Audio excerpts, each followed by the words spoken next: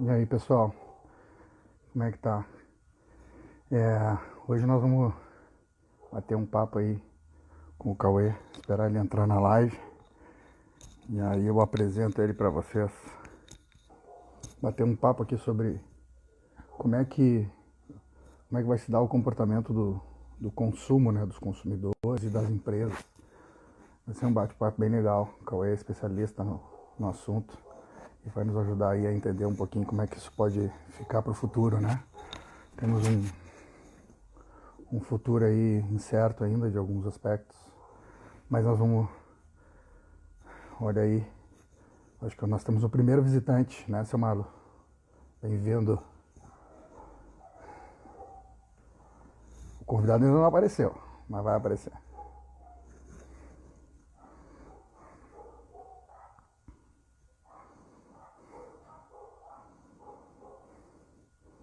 Olha aí, que maravilha.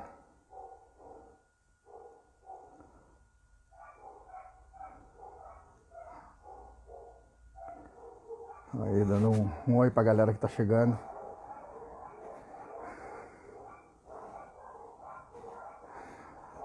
Daqui a pouco o Cauê tá com a gente aí, pessoal. Vai ser um papo bem legal com ele. Conheço o Cauê de bastante tempo já. Tenho várias atividades com ele. A gente desenvolve em conjunto. E logo logo já apresento as habilidades desse mestre da área do consumo aí para nos ajudar um pouquinho a entender o futuro.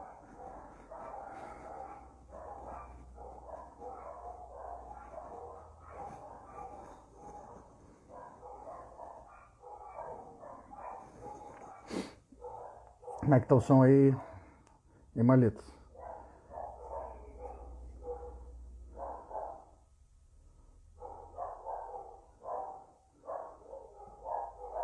Ó, temos o convidado então. Vamos lá então, tá aí.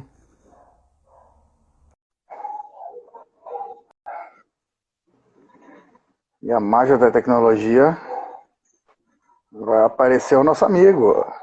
Grande Ricardo Frais. Como é que tu tá, meu querido? Tudo bem contigo? Tudo tranquilo contigo, meu querido? Tô bem, cara. Tu tá na firma aí, pelo jeito? Tô na firma. Vim aqui pro escritório encaminhar umas coisinhas, já aproveitei para ficar com uma conexão estável de internet, que nem sempre em casa a gente consegue. E eu vi que tem um aparato, né, pra fazer a live aí, que é... Ah, mas para poder dividir a tela contigo com esse cabelo bonito, sem cortado, opa! Olha isso, eu não tinha suicida. Foi só falar do aparato que o aparato caiu. É quase praga, meu. Eu te empresto ele depois, não precisa fazer isso. Tá combinado, tá combinado. Então tá tranquilo. Aí, Então, voltamos. pessoal, pessoal que já tá aí, deixa eu te dar uma apresentada geral. Qualquer correção aí, Beleza. por favor. Mas o Cauê é um amigo, ele é formado em Ciências Jurídicas e pós-graduado em Direito Público, pela PUC, né? Ambas, é isso? Ok. Isso. Perfeito.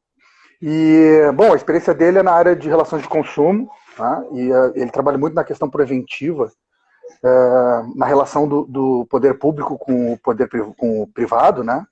E, e ele foi diretor do Procon durante um bom tempo. Quanto tempo tu foi o diretor do Procon, cara? No Procon, no órgão executivo, eu fiquei 2 anos. Fiquei de 2015 a 2017, mas antes de assumir a direção executiva, eu fui presidente do Conselho Municipal de Defesa do Consumidor por 4 anos, representando no Executivo Municipal, à época, a Procuradoria-Geral do município. Perfeito. E com tudo isso, a gente convidou o Cauê aqui para fazer um exercício de futurologia. Só para lembrar o seguinte, futurologia não é achismo ou adivinhação, mas é uma ciência que estuda possíveis cenários futuros. Então, Exato. nada melhor do que um cara que conhece a matéria, um cientista da área, para nos dar aí algumas opiniões, como é que a gente vai evoluir, né? Porque essa pandemia veio para mexer com as estruturas e agora a gente vai passar para uma nova fase. Então, cara, eu fiz assim, para fazer um bate-papo, mas é óbvio que eu fiz algumas estruturações aqui para a gente tentar achar algumas questões que achamos pertinentes, assim, né? Num Perfeito. aspecto geral, exatamente sobre como é que vai se dar essa relação do consumo no futuro. Tá? Acho que já meio que agora, né? Exato. Mas eu queria saber de ti, cara, como é que ficou o teu dia a dia? O que mudou na tua vida privada, profissional? Olha, Ricardo, como todo advogado militante, a gente teve uma queda muito grande aqui no escritório de demanda. Primeiro, obviamente, pelo fechamento das serventias judiciárias, a suspensão dos prazos, agora voltando aos pouquinhos com os prazos físicos, agora foi dia 15, né, na sexta passada. Uhum. Antes, dia 5, já tinha retomado os prazos eletrônicos. A advocacia precisa também se reinventar e essa relação entre o profissional do direito e o seu cliente é muito parecida com essa nova relação entre consumidor e fornecedor que a gente vai vivenciar. Talvez a pandemia tenha acelerado em 5, talvez 10 anos até, um processo que seria aqui no Brasil ainda paulativo de mudança um pouco de cultura profissional. Então, por um certo aspecto, obviamente, a crise atinge a todos nós profissionais liberais, então foi um aspecto negativo, mas tem um aspecto muito positivo também, que é a possibilidade de ter esse tipo de contato. Na correria do dia a dia, a gente nunca conseguiria parar, Ricardo, vocês aí no Negócios Políticos, eu aqui na Cauê Vieira, para fazer uma live às 6h30 da tarde de uma terça-feira. O nosso novo normal é diferente do normal que a gente experimentava há 6, 7 meses, antes do recesso forense, lá no final do ano passado. Então a gente precisa se reinventar, e isso, particularmente a mim, tem dado a possibilidade de voltar aos estudos de temas que, pelo dia a dia, acabavam ficando em segundo plano, e também de colocar em ação uma estratégia de comunicação mais efetiva, poder traduzir um pouco do que a gente faz no escritório, nas lidas jurídicas, não só com aquela visão arcaica que o advogado é o homem que impulsiona o processo e defende uma versão de um fato dentro de um processo judicial. Muito pelo contrário, o advogado tem que ser aquele cidadão que faz de tudo para que o processo não exista. E que quando o processo efetivamente existe, ele vai fazer as defesas técnicas dos seus clientes. Então, mudar um pouco o mindset da advocacia, e isso parte também de nós, advogados. Passar para os nossos clientes que a realidade é diferente. Legal, cara. A gente também sintoniza muito com essa ideia do processo é a última escolha de uma circunstância qualquer, é o processo. Tu deixou de fazer alguma coisa ou passou a fazer alguma coisa nova que tu vai incorporar no teu dia a dia, assim, tu sente que houve uma mudança nesse sentido na tua vida? Sim, eu deixei de basear única e exclusivamente as minhas estratégias, por exemplo, de prevenção de conflitos no contato pessoal com o próprio cliente, no contato com seus colaboradores, e começar a enxergar, aproveitando o tempo que o isolamento social nos deu de acesso a informações pela internet, começar a buscar outros tipos de referências sobre determinado segmento negocial, por exemplo. Então, ao mesmo tempo em que me dificultou por um lado, eu achei novos caminhos de chegar no mesmo resultado. Então, para verificar, por exemplo, a reputação de uma empresa para a instituição de um programa de conformidade de atendimento, eu não necessariamente preciso estar dentro do site da empresa, não preciso estar na loja, não preciso estar no centro de distribuição desse fornecedor. Eu posso simplesmente colher as informações que estão publicadas aí em todas as redes sociais, reclames aqui da vida, consumidor.gov, muitos sites que têm dados abertos e que a gente pode se informar através deles. Então, o resultado se chega da mesma maneira, mas por vias diferentes. Entendi. Isso tu acaba incorporando no teu trabalho agora daqui para frente. Tu imagina que isso se torne um hábito? Com toda certeza, porque só para fazer esse gancho, que eu acho que é importante, porque casa com o que a gente precisa fazer na advocacia preventiva, que é entender o lado do teu cliente, ver de que forma ele está enxergando o porquê que aqueles conflitos existem, e quando tu faz essa busca paralela, ou essa busca por fontes secundárias e terciárias de informação, consegue fazer um confronto de visões. E aí tu pode apontar com muito mais clareza para aquele teu cliente, efetivamente, qual a visão que o mercado está tendo daquele serviço que ele coloca à disposição, ou daquele produto que ele coloca à disposição. Beleza. Cara, eu percebo bastante que vários comportamentos que a gente tinha no dia a dia, eles estão mudando bastante, né? Eu tô falando, olhando para mim mesmo, assim. E como tu falou, a pandemia acelerou alguns processos e isso acabou alterando bastante a nossa maneira de perceber até as coisas, né? Antes a gente não tinha nem muito tempo, às vezes, para refletir, tinha que reagir, né? Hoje, em razão de estar um pouco mais afastado da batalha do dia a dia, assim, na rua, no caos da cidade, no trânsito que nos envolve, a gente consegue refletir um pouco mais. Isso a gente também toma decisões um pouco mais embasadas ou consolidadas depois de ter pensado melhor, né? E não, às vezes, na reação. Eu acho que isso mudou bastante. Tu acha que isso é uma mudança estrutural profunda ou é um pontual e temporário em razão do que está acontecendo? Eu acredito que a gente vai carregar, não só como consumidores, mas como cidadãos, alguns hábitos que o isolamento social nos deu. Então, esse tempo maior de reflexão, essa possibilidade maior de buscar informação sem estar necessariamente premido pelo tempo. Então, vamos lá, aquela 1h30, 2 que a gente perde por dia no trânsito, indo para o escritório, indo buscar os filhos na escola, enfim, todo aquele vai e vem, a gente acaba aplicando em outras atividades. E aí, agir por impulso, o ato, por exemplo, numa relação de consumo, de fazer uma compra por impulso pelas estratégias de marketing tradicional, de vitrines, etc., vão ser substituídos no mercado de consumo futuro. Então, o impulso do consumidor e o impulso do profissional vai ser muito diferente. Ele vai continuar existindo, a gente vai continuar focando técnicas publicitárias para o nosso lado emocional do cérebro. O cérebro do consumidor vai continuar sendo estudado pelo lado da sua impulsividade, mas o apelo será outro. Não vai ser mais aquela urgência de pega esse produto agora. E da mesma forma, sabendo que o consumidor, que o cidadão vai responder a outros tipos de estímulo, as vantagens oferecidas pelo mercado a esse consumidor, a esse cidadão, a forma como a gente vai se relacionar entre as pessoas, vai depender muito de como a gente enxerga essa mudança. O que a gente vai oferecer como diferencial competitivo numa relação de consumo, por exemplo? Só entrega rápida?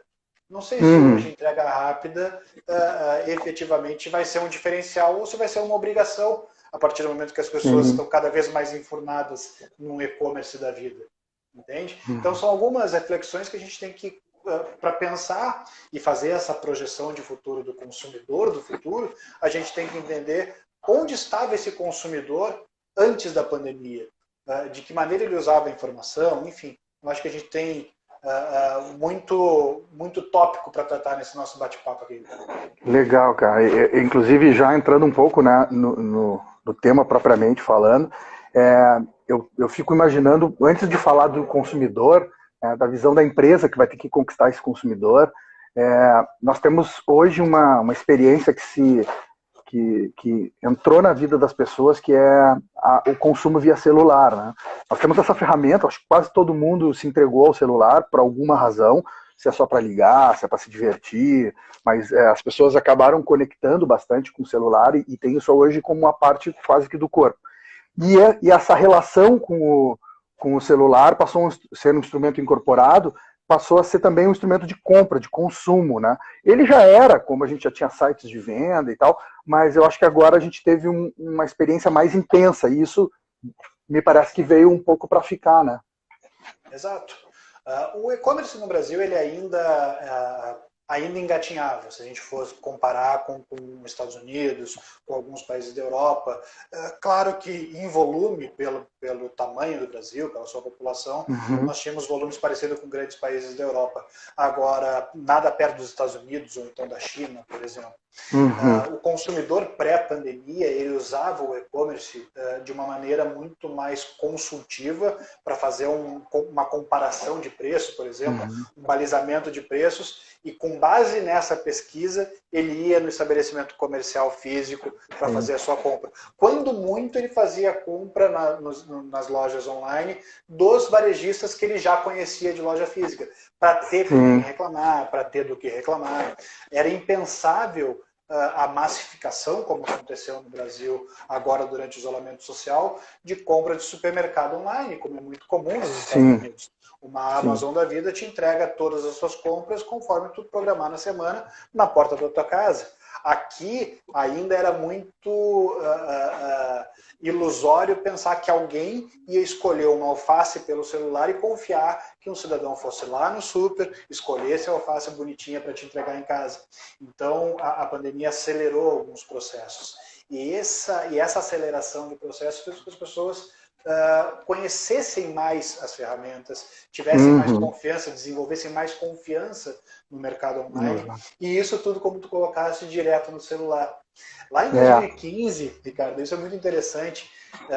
Na época eu era diretor do Procon de Porto Alegre, não foi uma ideia minha, é importante que fique registrado, foi uma ideia da antiga diretora do Procon de Porto Alegre, a Flávia do Canto, que depois saiu e assumiu o Procon estadual, o desenvolvimento de um aplicativo para smartphone. Então o Procon Porto Alegre, lá em 2015, desenvolveu um app que foi premiado, inclusive, com o Smart Cities lá em Nova York, como o segundo melhor aplicativo de órgãos públicos do mundo. Perdeu só para um aplicativo da Cruz Vermelha. Tá? E lá em 2015 a gente já pensava, se o cidadão compra passagem de avião pelo celular, se ele pede carro de transporte pelo celular, se ele faz qualquer compra pelo celular, qualquer transação bancária pelo celular, por que ele não pode reclamar também pelo celular? Por que ele não pode exercer a sua cidadania enquanto consumidor por ali? Então já lá em 2015 se pensava isso.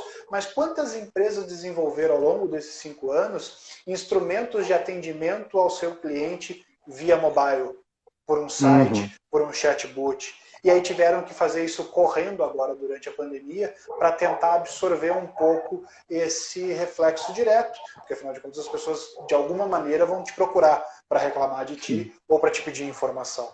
Então ainda a gente engatinha nesse ponto no seguinte sentido: as empresas não estão preparadas para esse novo consumidor. E esse novo consumidor só vai conseguir dar vazão a esse ímpeto consumista, ou consumerista, melhor dizendo, para não ficar com marco pejorativo, se as empresas estiverem preparadas para absorvê-los.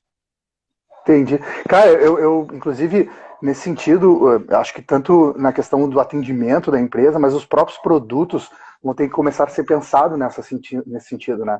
Eu tenho um texto muito legal, esses tempos eu estava lendo, que ele acho que o nome do cara é Derek Thompson, da Atlantic, que é um site bem interessante, que tem vários textos bastante interessantes, e ele faz uma análise da pandemia em relação ao varejo americano, né? Obviamente que a visão dele ainda é focada lá. E ele traz um conteúdo muito interessante sobre que os produtos têm que estar preparados para essa venda. Por exemplo, hoje a gente tem assim, o cinema virou o filme em casa, mas a experiência cinema se perderia, né? As livrarias e revistarias, elas vendem através de site, mas perde a experiência do contato com o livro. E aquela história do compra porque vai lá e descobre um livro novo lá, o que fica mais difícil fazer. Então, esses comportamentos que antes eram comuns, né, eles vão ter que ser migrados de alguma forma. Então, eu vi até, ele comenta que algumas livrarias americanas estão começando a colocar partes do livro para que tu possa consultar o livro, dar uma lida nele como tu faria lá na livraria. Mas igual ainda a adaptação é bastante difícil, né? E como é que vão ficar essas empresas, os shoppings, por exemplo, que já vinham num processo difícil, né? Porque os grandes centros de compra já trazem muita gente, mas o consumo não é tão efetivo assim. Já havia dificuldades do shopping. Como é que tu vê esse futuro aí desses produtos? Pois é, Ricardo. Se a gente pegar o mercado tradicional, mercado varejista, vestuário, são compras divididas em dois aspectos distintos. O primeiro é aquela compra por impulso, aquela compra do sale, da vitrine bem feita, do compre um leve dois, da compra de oportunidade, e aquela compra programada. Olha, eu efetivamente preciso comprar casacos porque o inverno está chegando. Então eu vou lá e vou comprar casacos. Tá? O brasileiro é muito sinestésico, a gente se toca muito, a gente precisa tocar muito nas coisas. Quem já teve a oportunidade de viajar para o exterior já deve ter passado aquele constrangimento de chegar para conhecer alguém e dar aquele abraço que a gente está acostumado. E a pessoa... E na experiência de compra também tem isso. Então tu vai lá comprar o casaco, tu quer te sentir aconchegado por ele, quer experimentar, tu quer te olhar em 30, 40 espelhos diferentes. E isso que os shopping centers estão acostumados a fazer, é te atrair pelo toque, tu entrar na livraria e tu folhear o livro, tu sentir aquele cheiro de livro novo, que quem gosta é incomparável. Essa experiência tu não vai ter. Agora tu vai ter que entregar algum outro tipo de comodidade a esse consumidor. Vamos pegar um exemplo agora aqui. Eu estava ouvindo as notícias sobre a possibilidade, talvez esteja sendo publicado agora, durante essa nossa conversa, o novo decreto de liberação de atividades aqui de Porto Alegre, tá? Onde nós estamos. Uma das discussões é da não abertura, por exemplo, em lojas dos provadores. Ok? Então a gente tem lá no Código de Defesa do Consumidor, o artigo 49, que diz que o consumidor pode se arrepender das compras feitas fora do estabelecimento comercial, em até 7 dias após o recebimento do produto. Por que isso? Porque o cara comprou lá o casaco, não experimentou, comprou online, chegou em casa, ele colocou, viu que não cabia. Ou não era aquilo que ele queria, então ele pode se arrepender de qualquer maneira. Eu vou chegar na loja, eu não vou poder experimentar aquele produto por mais que eu toque nele. Como que o lojista está preparado para isso? Ele está pronto para oferecer na sua política de troca um caminho diferenciado, por exemplo? Olha, eu vou dar a ti os mesmos 7 dias, por liberalidade, que eu daria para o cidadão que compra online. E aí, ele está pronto para fazer isso? Como é que ele vai tratar, por exemplo, sob o ponto de vista sanitário, das roupas que vão ser devolvidas em caso de troca? Quanto tempo ele vai deixar essa roupa separada antes de colocar na prateleira para vender de novo? Então eu fui lá, comprei uma camisa, cheguei em casa, experimentei, não ficou boa. É óbvio que eu não vou lavar essa camisa para devolver para a loja, porque senão eu não vou poder devolver. Então eu simplesmente vou tirar, vou dobrar novamente, vou colocar na sacola e no outro dia eu vou voltar na loja e devolver para o vendedor. O que ele vai fazer com essa peça? Eu tenho confiança de que essa peça não vai ser vendida para ti, Ricardo, na mesma tarde. Pode ser que eu tenha usado ela há pouco tempo, e quem sabe eu não possa estar com a Covid, vamos bater na madeira aqui. Enfim, tem várias questões de protocolos de segurança e de confiança para que o cidadão volte a entrar na loja. Ele precisa se sentir seguro para comprar, ele precisa saber que aquela compra vai ser respeitada, ou melhor, que o seu direito vai ser respeitado caso aquela compra dê algum tipo de problema. A forma de atrair o consumidor vai partir primeiro da confiança de que o estabelecimento é limpo, é seguro e está operando com boas condições também para os funcionários. Isso é uma coisa que é muito interessante. A pandemia, como ela atingiu a todos de uma maneira indiscriminada, ativou, pelo menos na minha percepção, um pouco mais da nossa empatia. A gente está conseguindo se colocar um pouco mais no lugar do outro.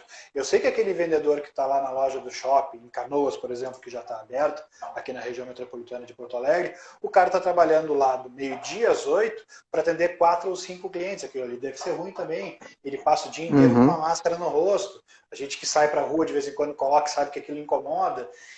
Ele está sendo exposto, ele não tem escolha se ele atende ou se ele não atende, ele tem que atender porque é o trabalho dele. Então, se aquele fornecedor, durante a pandemia, com perdão da expressão, foi um escroto, deu declarações horríveis, disse que ia mandar todo mundo embora, desamparou seus funcionários, isso de alguma maneira chegou ao conhecimento do consumidor, esse consumidor pós-pandêmico não vai consumir desse cara. A gente já tem exemplos de grandes redes de alimentação, que o seu proprietário aí deu declarações um tanto quanto estapafúrdias no começo da pandemia, e que ontem estava reclamando na imprensa que os clientes sumiram. Coincidência? Eu acho que não. Não, causa e efeito, né?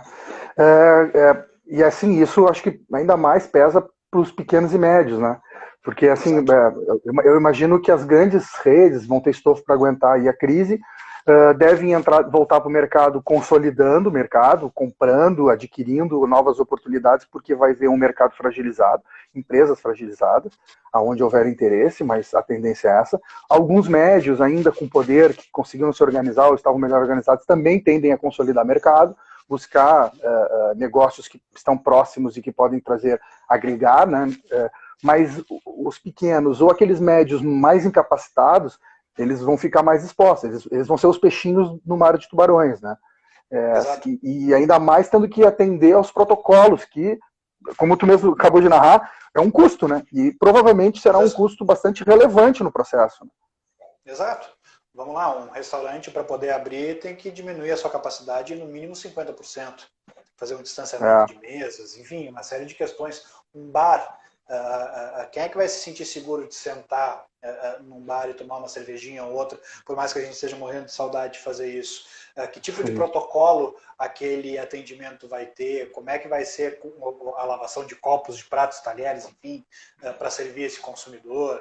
Não pode ter cardápio? Como é que tu vai manusear cardápio? Como é que tu vai ofertar os produtos? A gente vai ter que se reinventar.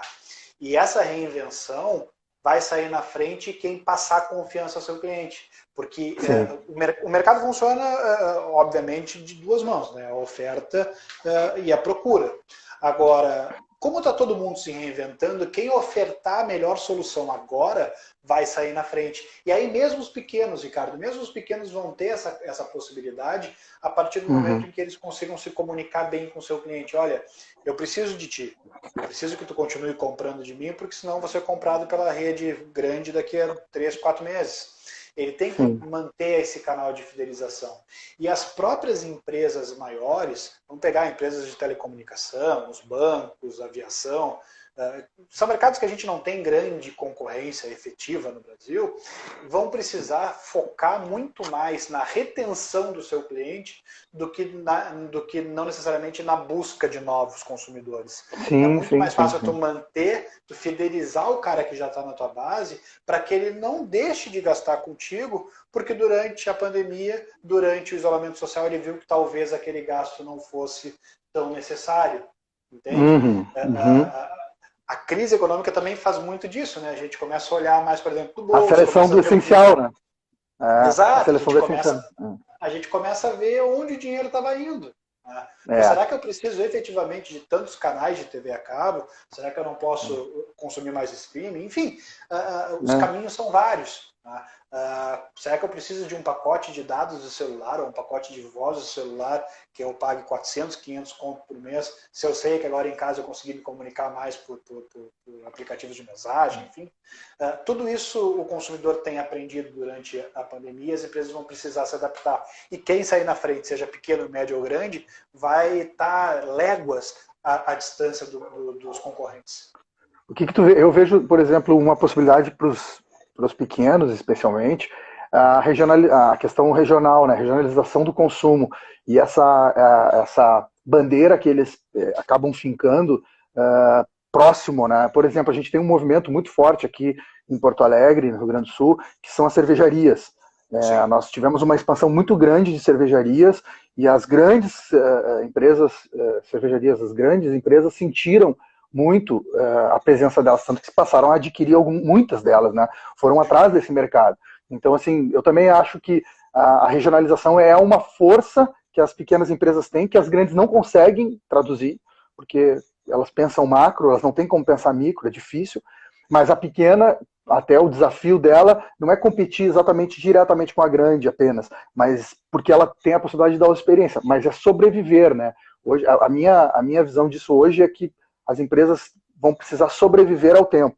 Então, sobrevivendo ao tempo, quem conseguir fazer isso que tu falou, convencer o cliente, né, que antes da pandemia e pós a pandemia, que ele adotou medidas adequadas, que ele se comportou de forma adequada e que o produto dele, que já era consumido, continua sendo um bom produto, ele tem realmente grande chance. Eu também entendo, vejo por esse lado. Mas eu também acho que as grandes corporações ainda, e isso talvez seja uma mudança eles vão ditar comportamentos, né? Porque eles têm capacidade, eles têm capacidade de convencimento, eles têm a mídia, marketing, eles trabalham para que o consumidor passe a adotar determinados comportamentos que não tinha, né? E aí com isso eles utilizam essa ferramenta. Então vai ser um desafio bastante grande para quem vai entrar nessa onda, né? Observa uma coisa, cara, tu falasse de uma maneira muito acertada que as grandes empresas ditam efetivamente como o mercado vai se comportar, desde que o mundo é assim. Né? As tendências de consumo são dadas ou por uma demanda absurda que surge do nada, ou então, na sua imensa maioria, pelo impulsionamento midiático. Ponto. Uhum. Isso não vai mudar e não tem como mudar. Agora, todo o impulsionamento midiático das grandes empresas é no sentido de tentar se colocar como um igual ao seu consumidor. Dizer lá, Uhum. uma Coca-Cola da vida, nós estamos ao teu lado, nós sabemos o que tu Uhum. passou. Tá? Enquanto os grandes têm que fazer o caminho contrário. Eles dão a possibilidade do sentimento de pertencimento do consumidor no seu negócio. Eu Os faço parte regionais. desse. Exato. Eu faço Uhum. parte desse negócio. Eu vou fazer com que este negócio, eu, consumidor, sobreviva. Eu vou continuar comprando voucher de chopp da minha cervejaria preferida, mesmo que ela seja fechada, porque eu quero que ela continue aberta quando tudo voltar. É lá que eu quero sentar e tomar minha ceva. Entende? Sim, sim, sim, sim. Então o apelo é o mesmo, mas é invertido. Ao invés da empresa dizer eu estou contigo, a empresa regional diz por favor fica comigo. Fica E aí comigo. tu, tu cria um sentimento de pertencimento Aham. e as memórias afetivas acabam sendo predominantes no momento de manutenção de um vínculo ou não. E nessa hora, como tu falaste, a postura, a posição de como as pessoas se comportam é fundamental, porque é isso que passa, essa informação é que fica, né? Cara, Exato. eu até... Oi, falei. Não, não, Toca a ficha. até nessas questões de negócios regionais, negócios locais, não é o caixa do supermercado que te atende, como a gente está Uhum. acostumado nas grandes redes. É o seu Zé, é a Dona Maria. Tu Sim, conhece o nome sim. daquelas pessoas porque elas estão ali. O garçom do boteco que tu está acostumado aí, tu sabe como é que é o nome dele. Tu não Chama chama pelo ele só nome. de, tu não chama ele de amigão. Ele sabe É. qual é a tua mesa, ele sabe qual é o chopp preferido. Então a relação afetiva é muito forte em relação a isso. E aí essa afetividade, se bem explorada e se o negócio conseguir vencer o tempo, como tu tem colocado com Uhum. muita propriedade, pode ser a chave para o estabelecimento não de uma nova relação, mas de uma relação mais profunda, que a gente efetivamente Uhum. resgate a essência de uma relação de consumo como ela deveria ser desde o início. Cara, como todo processo de mudança, ele dói, né? Ele vai doer. Gente, tem Claro. algumas pessoas que vão aguentar a dor, tem pessoas que não vão aguentar a dor, mas os que conseguirem aguentar, eu também enxergo que vai haver uma abertura de possibilidades que hoje a gente não imaginava, né? Inclusive com relação a essa sensação de pertencimento, né? Eu achei, tu trouxe a Coca-Cola como exemplo e eu me lembrei na hora que tu falou, eu me lembrei da Magalu, que algumas empresas estão na contramão da crise, né? Algumas estão Sim. crescendo, a Riachuelo está crescendo, são grandes empresas, mas estão crescendo em termos de faturamento.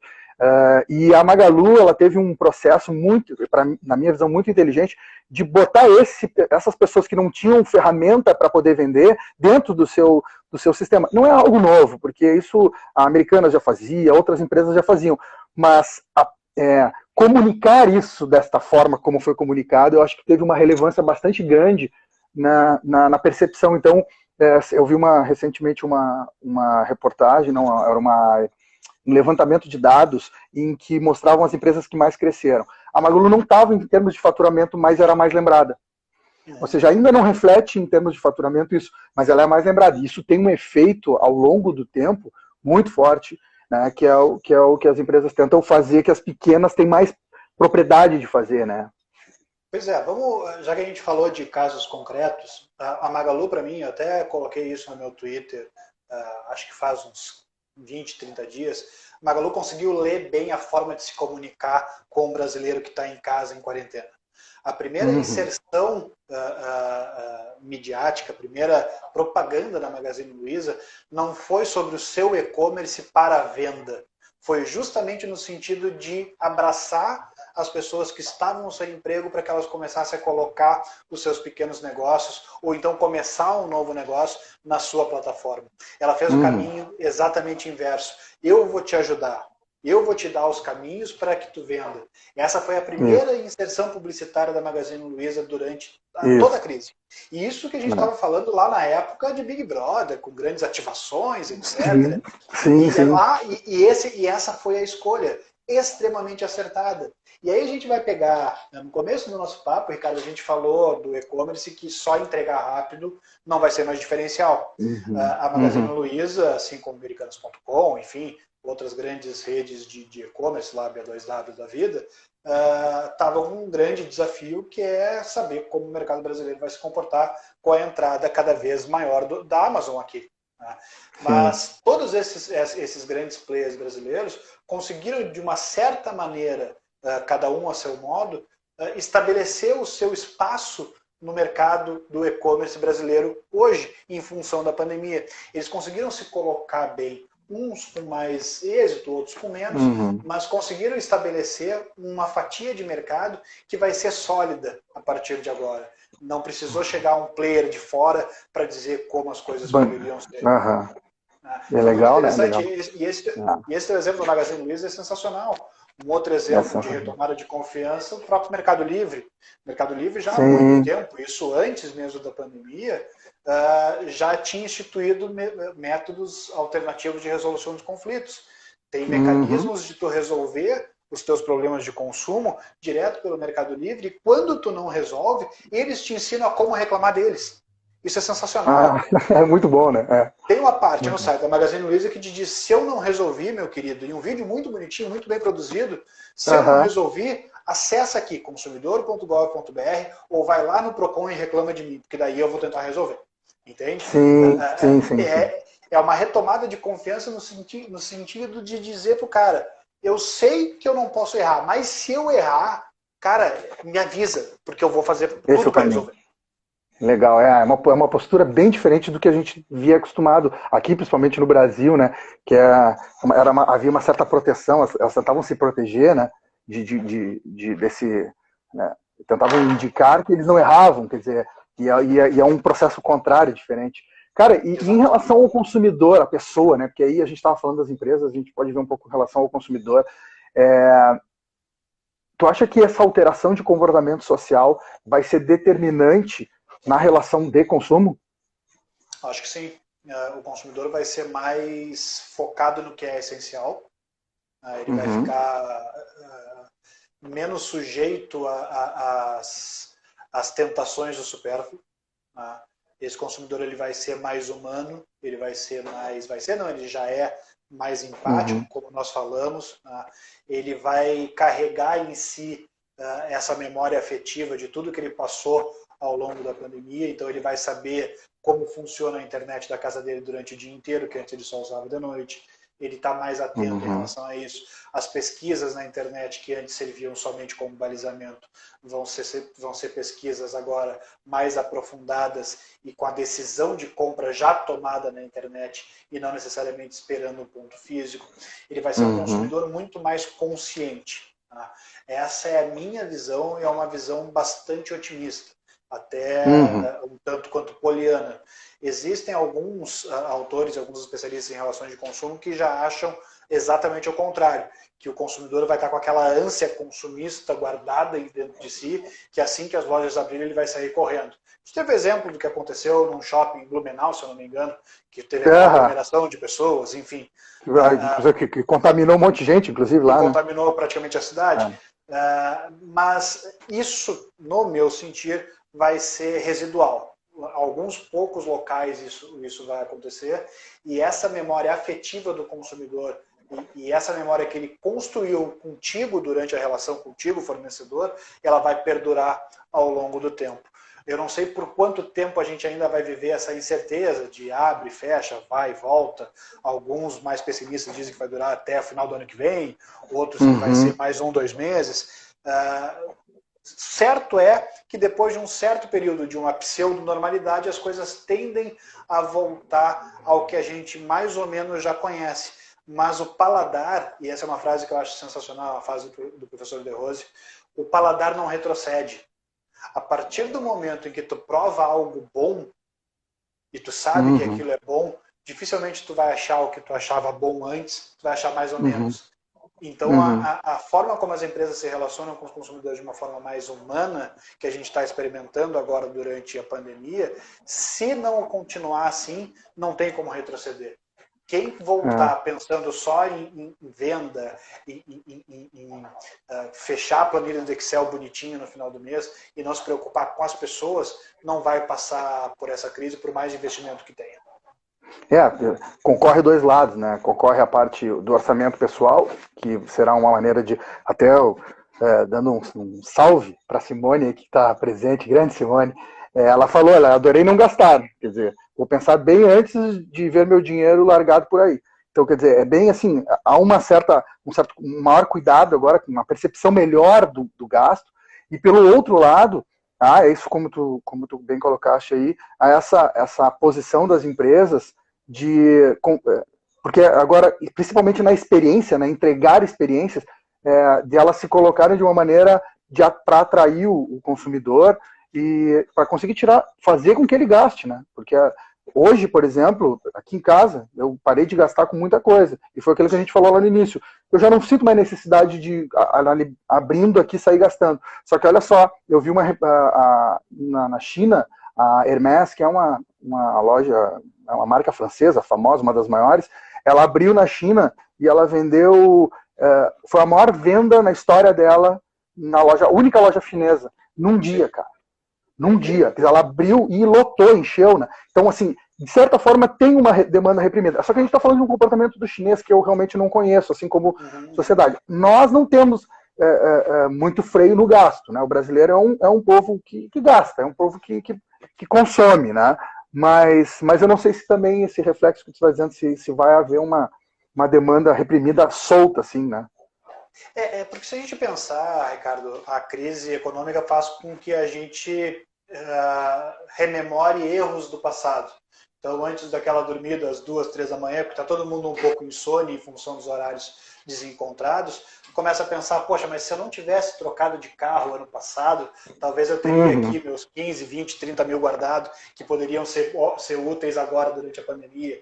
Então, talvez aquele cidadão que não tinha nenhum hábito de poupança comece a pensar nisso. Eu fiz no meu YouTube, no meu IGTV, quem tiver curiosidade depois pode entrar aqui, um bate-papo com dois amigos nossos, que tu conhece também, o Marcel Pinto e o Rafael Lima, falando justamente sobre isso, principalmente para os colegas advogados, mercado financeiro para advogados. Quantas pessoas se viram mal agora justamente por não ter uma reserva financeira? Então, vamos pensar um pouquinho mais. Será que agora é a hora de eu trocar meu celular, que tem 8 meses de uso só, pelo novo que lançaram? Será que é a hora de eu trocar meu notebook? Será que é a hora de eu ampliar meu escritório? Enfim, a gente vai começar a ter essas reflexões e o dinheiro, como bem disse a querida Simone Somenzi, a gente gosta quando a gente não gasta. Mais do que quando a gente gasta. A satisfação de uma compra por impulso, ela ativa certas áreas do nosso cérebro, mas que dura muito pouco. Tu chega em casa, já experimenta e já pensa de novo. É uma satisfação muito etérea. Agora, a de guardar um pouco do dinheiro e saber que tu tem um pouquinho mais de segurança é uma satisfação que perdura mais. Eu confesso aos meus seguidores aqui, aos teus aí no negócio jurídico, que eu ainda estou num processo grande de aprendizado em relação a essas questões de finanças pessoais. Mas a gente, infelizmente, aprende na hora da dor, né? Cara, mas uma hora a gente pode aprender, se a gente tomara que seja agora, né? Mas até o Alexandre Lindemeyer, ele colocou que houve um aumento de 35% das pessoas que compraram pela primeira vez na internet. E ele se pergunta se tu acha que isso é pouco, ainda em termos de volume. Depende, Alexandre, porque a gente tem que fazer um recorte do que foi comprado na internet. Eu fiz uma pesquisa que deve ser publicada entre amanhã ou quinta-feira. A gente vai publicar um e-book pelo escritório aqui falando sobre essas questões de relação de consumo. E quase 50% dos entrevistados, foram mais de 1.200, responderam que compraram online coisas que nunca tinham comprado, como, por exemplo, o supermercado, enfim. Então, para analisar esse dado de crescimento, a gente tem que ver se houve um crescimento nos mesmos segmentos em que o brasileiro estava acostumado a consumir, ou se houve um crescimento mais amplo. Bom, eu vou agora, além de pedir comida, eu vou começar a comprar móveis, eu vou começar a comprar roupa, eu vou começar a movimentar o e-commerce em outros segmentos comerciais. A Maria Alice Severo também colocou aqui nos nossos comentários que Isso. teve uma mudança grande também no perfil do Na consumidor etária, online faixa por faixa etária. etária. Antes Isso. eram jovens mais acostumados já com tecnologia, essa gurizadinha que nasceu já deslizando o dedo para cima na tela do celular, compra online com muito mais facilidade do que o meu pai, do que eu, particularmente. Eu com 37 anos, tem muita coisa que eu não me arrisco a comprar online. E que agora eu estou Sim, começando sim. a desenvolver esse tipo de confiança, entende? Então, o mercado, sim, ele cresceu, mas eu ainda acho que tem espaço para crescer mais.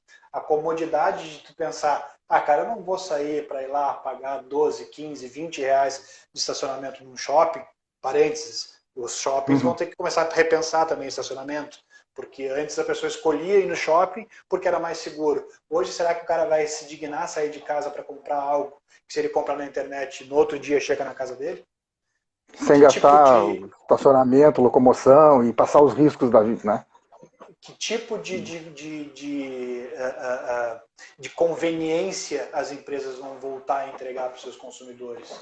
Que tipo de Cara, eu queria atrativo pegar esse ponto novo aí. isso vai A pegar? conveniência. Cara, a conveniência para mim, eu acho que é um fator bastante importante nisso tudo, porque a gente passou a enxergar a conveniência como um valor talvez maior. Eu lembro, há um tempo atrás, quando precisava escolher alguma coisa, tu queria lá tocar e ver aquilo que tu disseste antes, né? Exato. Só que com o tempo a gente está tendo que comprar pela internet aquilo que a gente normalmente comprava presencial e passou a perceber que dá para fazer isso. Isso se torna conveniente. A conveniência é uma arma, é uma ferramenta, é um meio pelo qual as empresas podem se utilizar como convencimento para o consumidor. Né? Me parece que a conveniência é muito forte é um elemento muito forte nisso. Né?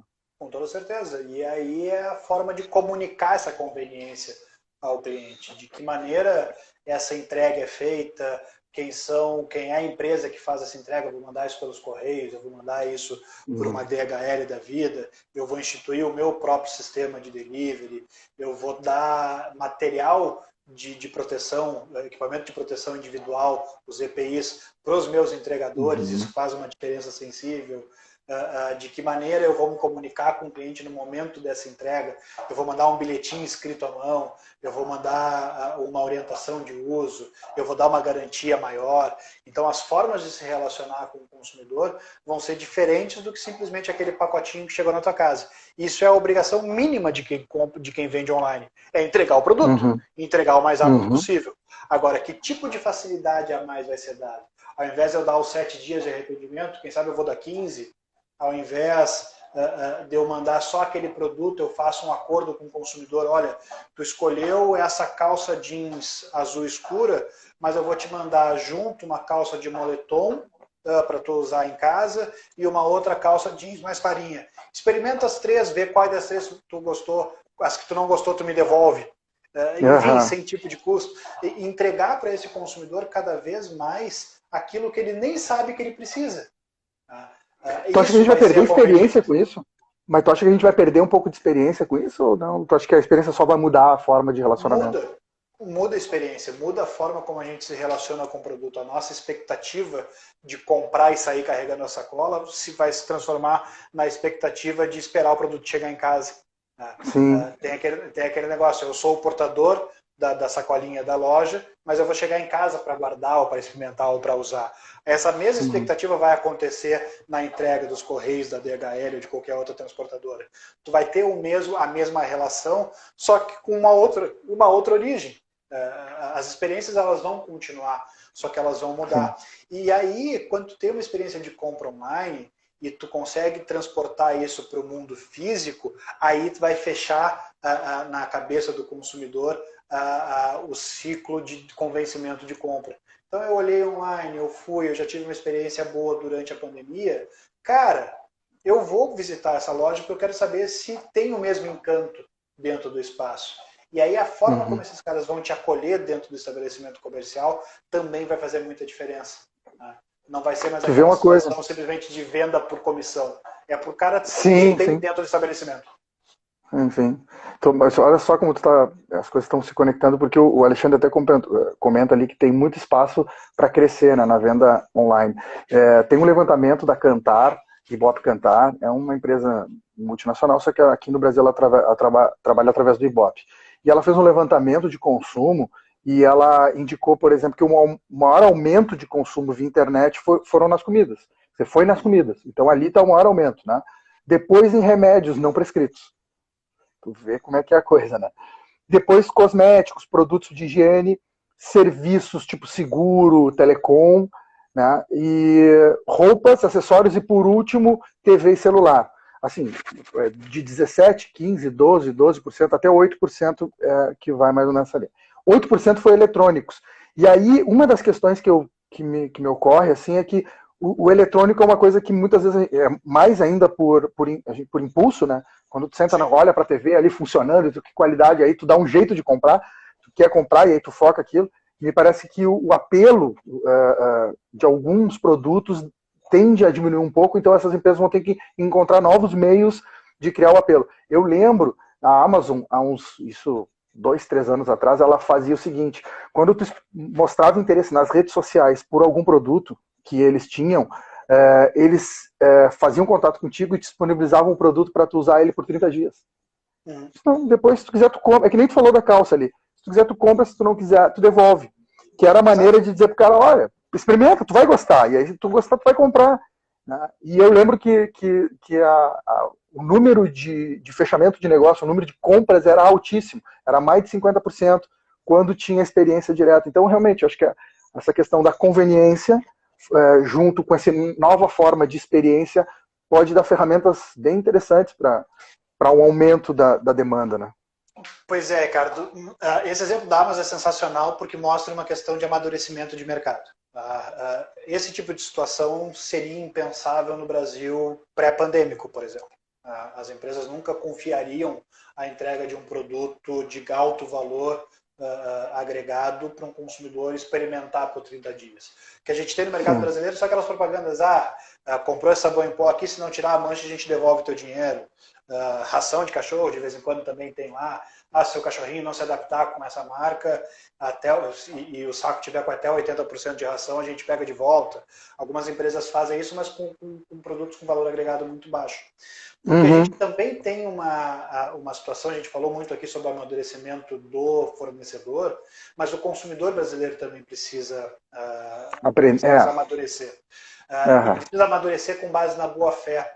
Eu vou compartilhar com vocês aqui, eu tenho vários colegas aqui que eu estou lendo nos comentários que foram dirigentes de PROCON, ou que ainda são, o Diego, que é aqui do PROCON Estadual do Rio Grande do Sul, a Sofia, que foi do PROCON Municipal de Porto Alegre, Felipe, do PROCON Bahia, o Leandro, do PROCON Maceió, a Carol, do PROCON de Sara, enfim, uma série de colegas. Eu vou lembrar para vocês uma situação que aconteceu comigo na época, enquanto diretor do PROCON de Porto Alegre, por 2 anos seguidos, na época dos desfiles de debutante, dos bailes de debutante aqui na capital. Era incrível como aumentava o volume de reclamações, de pedidos de devolução de vestidos e bolsas de festa. Porque tinha um número considerável de consumidores que iam nas lojas, compravam o vestido, não tiravam a etiqueta, usavam no baile e queriam devolver na semana seguinte. Então, aí também é a má-fé da pecinha, aquela do consumidor. Sim. Então, também precisa ter uma confiança maior entre consumidor e fornecedor para instituir esse tipo de conveniência, como tu experimentar isso por 30 dias, senão tu devolve. Mas a forma, Ricardo, de convencer esse cidadão vai mudar. É o tipo de situação, ao invés de tu chegar na loja e falar: cara, essa televisão aqui é sensacional, porque tu vai conseguir assistir o teu jogo de futebol numa altíssima resolução, ou o teu filme, ou o teu seriado.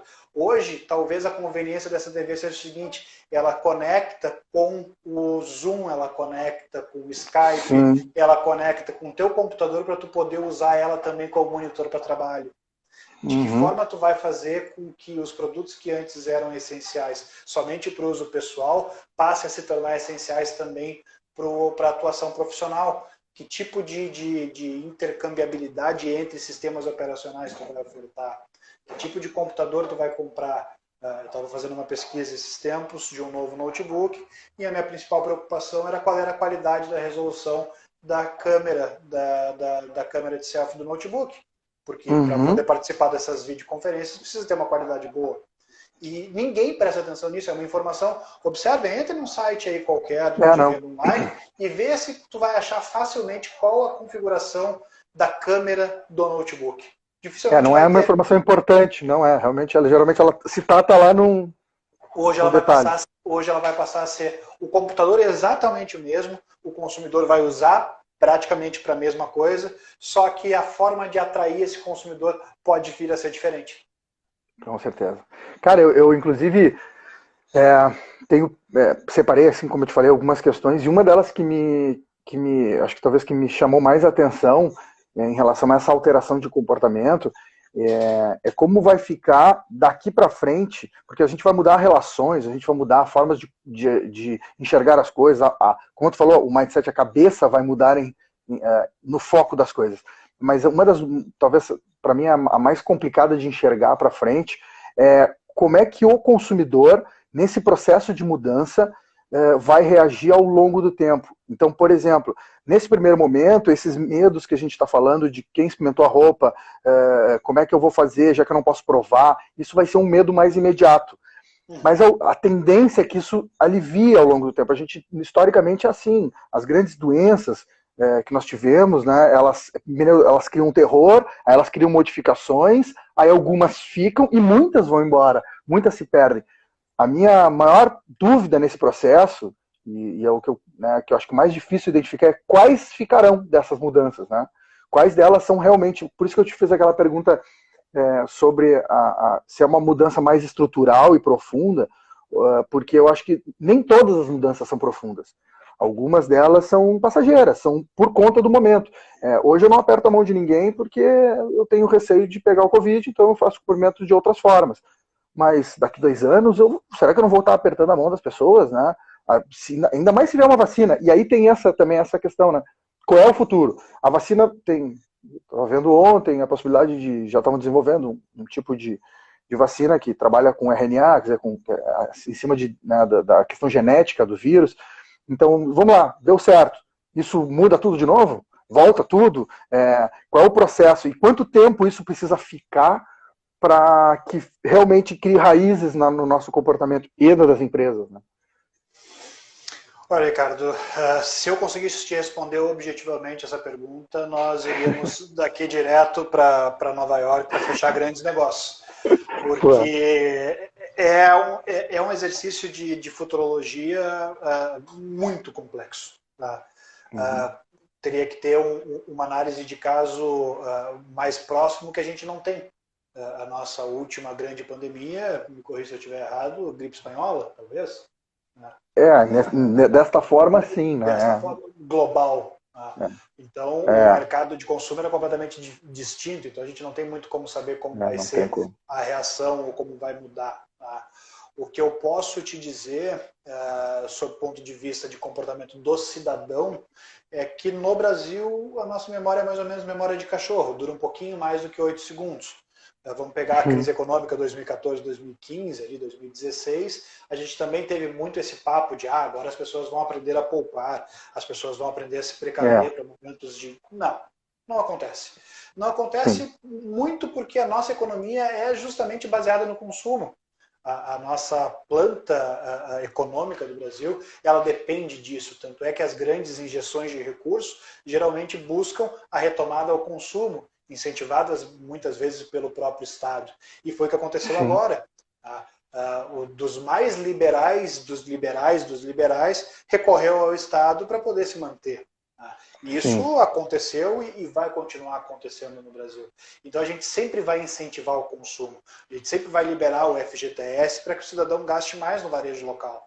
A gente sempre vai liberar a poupança ou vai liberar qualquer outro tipo de financiamento para que o consumo aconteça na ponta. Só que sem necessariamente o mercado ter evoluído. Então a gente vai voltar a gastar e eu acredito que se as coisas voltarem a uma normalidade um pouco parecidas com o que eram aqui no Brasil até o final do ano passado, a gente mantém alguns dos hábitos, principalmente de hábitos de compra online, hábitos de relacionamento, mas o input do consumo por impulso deve voltar na casa de 1, 2, 3 anos. Isso Meu querido, é um chute na lua, obviamente. Né? o Instagram, sabe como é que ele é, né? Ele é malvado. Bateu uma hora, ele nos derruba. E ele tá Não tem contando aqui, ó, problema. 14 segundos. Cara, eu queria te agradecer muito pela conversa. Acho que nós temos que desenvolver mais. Fica para uma Vamos lá. próxima, tem mais conteúdo, tá? Sigo à disposição. Um abraço, obrigado pela participação de todo mundo aí.